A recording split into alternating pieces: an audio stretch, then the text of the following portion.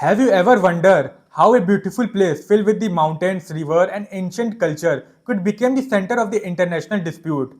Today we explore the story of Arunachal Pradesh, a peaceful Indian state that often appeared in the global headline because of the disagreement between India and China.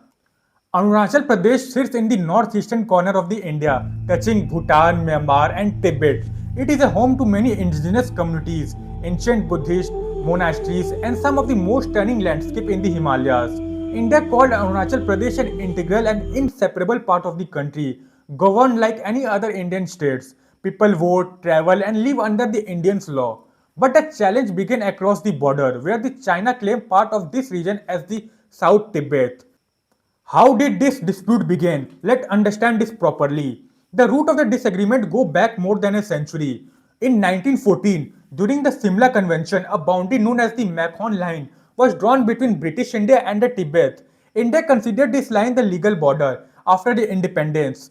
China, however, rejected this agreement, saying that Tibet did not have authority to sign in at the time.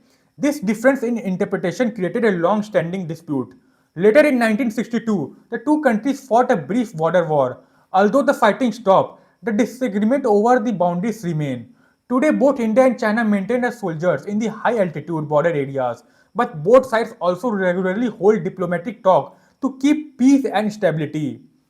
Arunachal Pradesh often makes the news when China object to Indian leader visiting the state, or India build roads or infrastructure in the region, or China issues staple visas or refuse to recognize the Indian passport of the resident from the Arunachal Pradesh. And recently this issue became the real for one Indian citizen. In a recent incident, an Indian woman was reportedly detained in the China after she traveled using her Indian passport.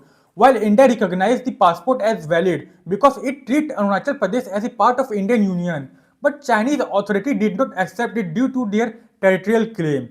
She was eventually released, but the situation highlighted how an ordinary people sometimes get caught in the middle of the international disagreements. Both governments typically handle such cases through the diplomatic channels to avoid escalation.